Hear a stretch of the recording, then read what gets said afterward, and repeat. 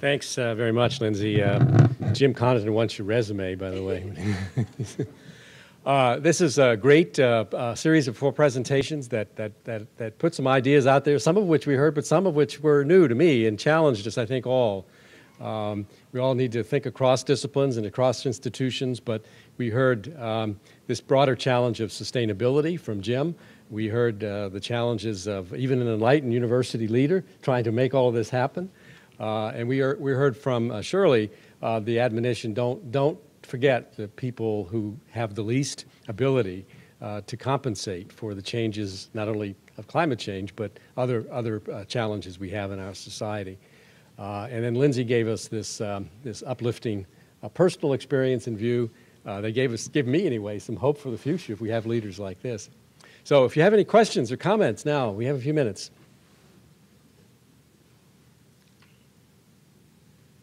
Anyone out there?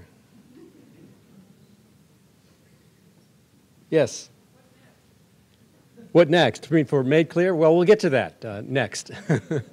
But while we have these folks up there, if there anything that you want to ask them or challenge them about, or yes. Two of you commented on the challenge of interdisciplinarity, and I certainly felt that on campuses I've worked on. Do you have any recommendations relative to changing the structure of universities? The balance that between breadth and depth, you have a student who maybe trained very well across several disciplines, but maybe doesn't have a deep understanding of a given one. Any ideas would be much appreciated. Seems like interdisciplinarity done well is the best we can possibly do, but most often it can be done badly. I'm sorry. Yes, anyone? Well, first, I really think I'd rather use the phrase multidisciplinary, because I don't know if you can train an interdisciplinary student. Everybody eventually needs to have some specific set of skills. But it's the working in teams, in which certain disciplines do better than others. In business schools, in the business school world today, it's all team-based education, but not every discipline does it in the same way. But team-based work is critical, and we have to get that across the university. The other issue, though, is the way it's an accounting problem. I hate to sound like the old business school dean, but it is an accounting problem, how we account for faculty effort. What do we call teaching? I mean, it gets down to some pretty fundamental issues. I mean, the way we count teaching in universities is an hour and a half twice a week. That's teaching. That's a class. We have to rethink all of that and create the incentives to allow the interdisciplinary activity to flourish. That we really struggle with as universities, as individual colleges within universities and universities as a whole. And again, I put it down as an accounting problem. The third thing we need to do is think about a different way of hiring. I mean, we're experimenting with that at the University of Delaware. We had a cluster hire, we're calling, in the environmental area last year, where we didn't specify the department, but departments then essentially competed for the very best candidates that emerged. And Nancy, we received, almost 500 applicants for those few positions. So it's just a completely different way of thinking about hiring as well. It's hard. I mean, for the dean who is here, she can say it was not normal culture for the university to work that way. But if we're going to break the back of this, we not only have to break the culture, but we have to change some of the administrative systems and the way we count effort. Yeah, and the core practical example I would give is if you think about all the applicants coming to a company like Constellation Energy, the applicants that succeed are the specialists with strong multidisciplinary skills, because there's nothing that occurs in the delivery of power that does not occur without engineers talking to lawyers, talking to communicators, talking to finance people, talking to the regulatory people. I mean, when I think of every meeting I have, it's a combination of all of them working together to solve solutions and solve problems. And by the way, that's what distinguishes the candidates. I mean, you could get someone who's #1 in their class in engineering in a particular skill. They don't get a job at Constellation if they can't function across these lines to enable the specialty that they're bringing to bear. So that's on the very practical side. Inside the school, I've been encouraged, and I've seen more of this, and it's occurred over time, so it's not new, but if there's a way to do more of it, and I've judged many of them, are these multidisciplinary competitions.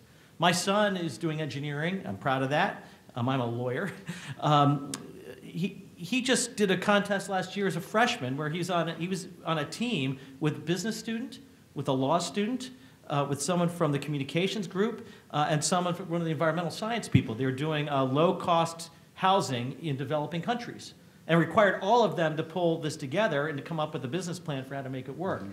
I mean, that was more valuable probably to him last year than anything else he did, and it's because the school facilitated this school-wide competition that enabled these students to find each other. So that'd be a very simple example. On the funding level, I know that NSF and other agencies have in fact put out calls for proposals for centers of various kinds that require the winners to basically operate in a very, very interdisciplinary, multidisciplinary environment, and that they're not going to be competitive unless they are able to demonstrate not only that they have all the pieces there, but in fact how the pieces are going to operate together. And that has certain advantages, it has certain disadvantages. It has certain advantages in terms of getting the work done initially, building a field. In new areas, that's particularly useful. It can have disadvantages over the long term if, in terms of how do you sustain that center or how do you sustain that kind of way of working once the funding moves, unless it is begins to become integrated more in the units, it becomes a problem. But in fact, it can be stimulated by external support. Great. Any other questions?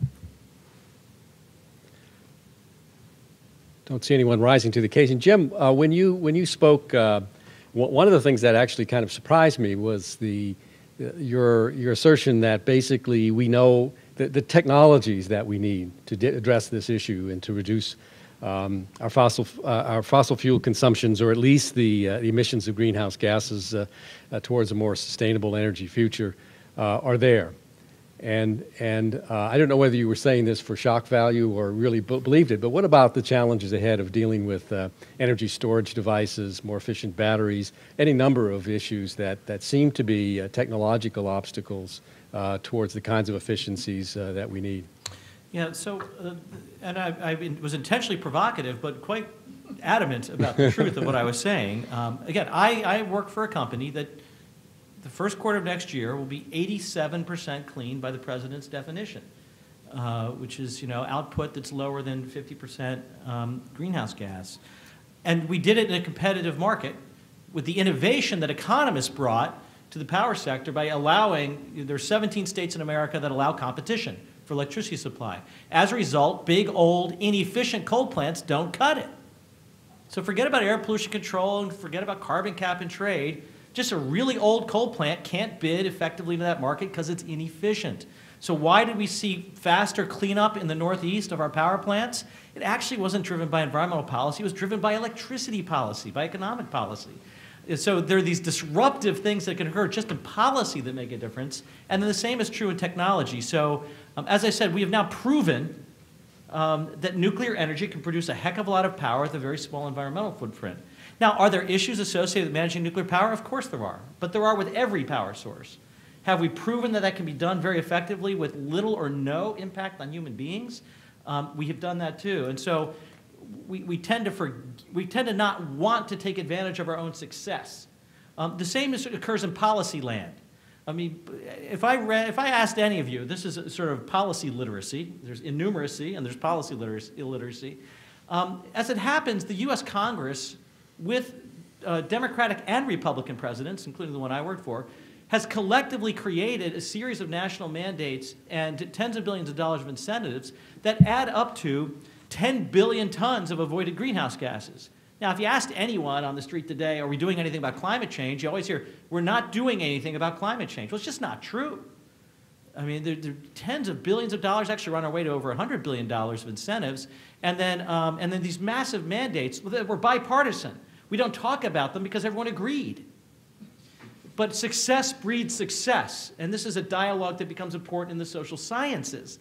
If you actually understand what motivates people, it's when you did it right last time, you say, oh, let's do it 10 times more right next time. But that's fallen out of our lexicon when it comes to climate change too. I have technologies. I can perfect them. I love the new ones. But the new ones get paid for by the efficiency of using the current ones even better.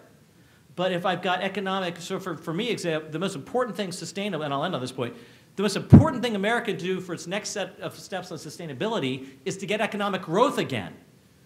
So as an environmentalist, actually, I have sidelined the other environmental issues. I need economic growth because it's only with more money that I can get rid of the old stuff and buy the new stuff. But do we talk about that in a multidisciplinary way that's actually economic policy can do more for environmental protection than an individual EPA regulation? We don't talk about things that way. That's the kind of conversation we need to have. Okay, any other last comments? So well, let me thank all four of you for really stimulating discussion, interesting viewpoints, strongly held, and this has been very helpful to us as we go forward. So thanks again for our panelists.